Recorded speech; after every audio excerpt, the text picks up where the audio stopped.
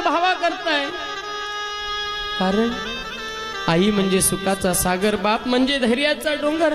ज्या दिवशी आई मरते त्या दिवशी सुखाचा सागर आटून जातो मायबा, आणि ज्या दिवशी बाबा मरतात त्या दिवशी धैर्याचा डोंगर डगमळून जातो। आठवा ती आई। मला सांगा, आज कॉम्प्युटरचं युग आहे, छोट्याशा मोबाईल वरून 1 मिनिटामध्ये अमेरिकेमध्ये बोलू शकतो आपण दुसऱ्याशी, पण विज्ञान किती मोठं प्रगत झालं। हार्ट सर्जरी करायची असेल तर एवढीशी बारीक बारीक कॅमेरा निर्माण केला विज्ञानाने, छोटस छेद टाकून आतमध्ये टाकला जातो आणि सगळं हार्ट मध्ये कुठे कुठे ब्लॉकेज आहे ते कळतं।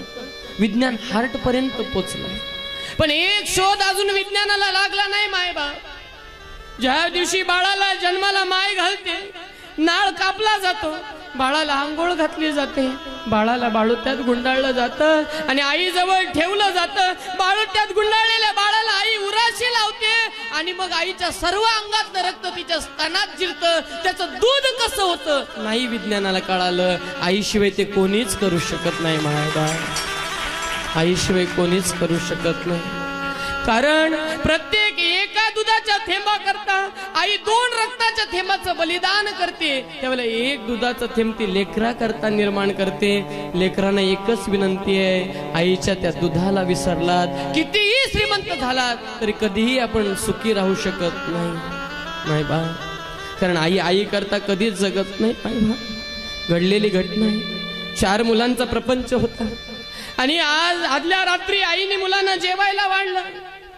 घरामध्ये भात होता तो शिजवला आणि मग सर्व भात 4ही मुलांनी खाऊन टाकला आणि आईला काहीच उरलं नाही, आईला काहीच उरलं नाही।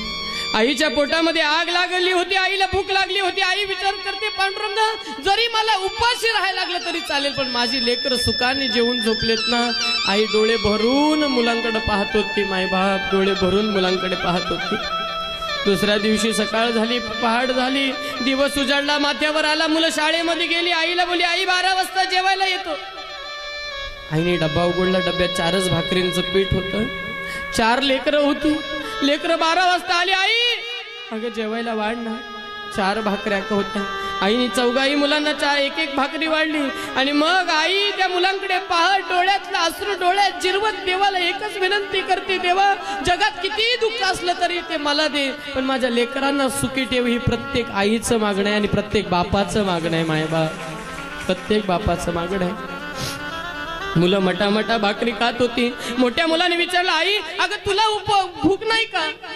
आईच्या डोळ्यात टचकन पाणी आलं, पण पाणी सावरत आई म्हणाली, बाळा मला आज भूक नाही, आज माझा उपवास आहे। आईला माहिती होतं माझी जर भूक भागवायची असेल तर प्रत्येक मुलाच्या ताटातून चतकोर भाकरी काढावी लागेल आणि पांडुरंगा माझ्या मुलांची चतकोर भाकरीची भूक सुद्धा राहू नये म्हणून आई उपवास धरला नव्हता, तर आई उपवाशी होती। हे आई व्यतिरिक्त कोणीच करू शकत नाही मायबा, कोणीच करू शकत नाही। का विसरत होती आई? जी आई म्हणजे काय? जी आई म्हणजे निरांजनामध्ये जळणारी वात म्हणजे आई आहे, आणि दगडावर झिजणारं चंदन म्हणजे आपले वडील आहेत मायबा।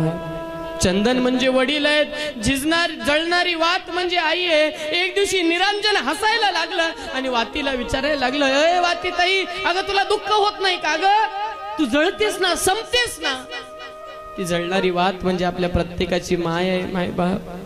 त्या वातीने उत्तर दिलं, निरंजन दादा अरे मी जळते ना, मला एकच सुख आहे, मी दुसऱ्याच्या आयुष्यात प्रकाश देऊन जळते म्हणून मला एकच सुख आहे। ती आई, ती वात म्हणजे आपली आई आहे। संसार रूपी निरंजनामध्ये वात रूपी आई जळते, पण लेकराच्या आयुष्यात सुखाचा प्रकाश देऊन जळते म्हणून तिला आनंद आहे, म्हणून तिला आनंद आहे मायबा।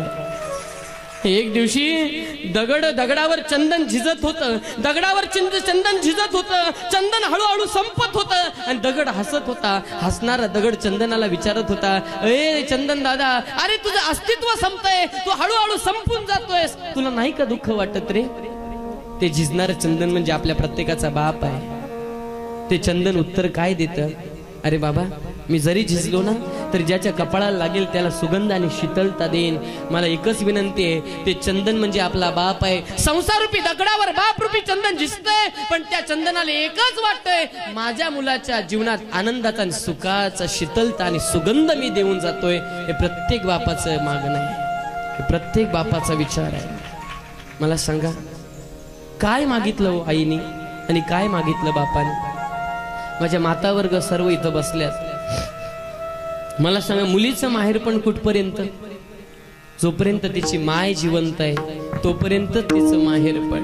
कारण तळहाताचा पाळणा, नेत्राच्या ज्योती आणि शरीराची माती करून आई आपल्याला अंगा खांद्यावर वाढवते. माय भाव, लेक लहानाची मोठी होते, हळूहळू हळू लेक मोठी होते.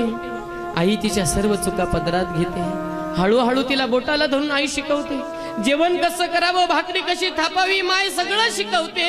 आणि ज्या दिवशी मुलगी सासरी जायला निघते त्या दिवशी आईला आलिंगन देते. आई, मुलगी रडते, हंबरडा पडते. माय भाव, कारण आई, प्रत्येक चुका तू माझ्या क्षमा करत होतीस आई. मला तू अंगा खांद्यावर खेळवत होतीस आई. आतापर्यंत मी जे केलं ते सगळं पोटाश घेतलंस आई. आता मी लहानाची मोठी झाली आई, आता तुला सोडून चालले, आता काय करू?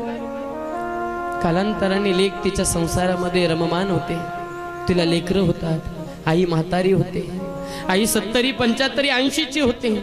आईच्या चेहऱ्यावर सुरकुत्या पडतात. आईचे पाय लटलट लटलट कापतात. आईचा हात थरथर थरथर कापत राहतो. आई विनंती करते, लेकी एकदा येऊन जाना. लेक येते. लेक आल्यानंतर लटलटते, पायाने उभी राहते. माय थरथर त्या हाताने तिच्या गालावरनं फिरवते हात. आणि ज्या दिवशी माय गालावरून हात फिरवते त्यावेळेला प्रत्येक मुलीला स्वर्ग सुद्धा ठेंगणा पडतो. आईच्या स्पर्शात ताकद आहे माय बाप, आईच्या स्पर्शात ताकद. लहान लेकरू वर्षापर्यंत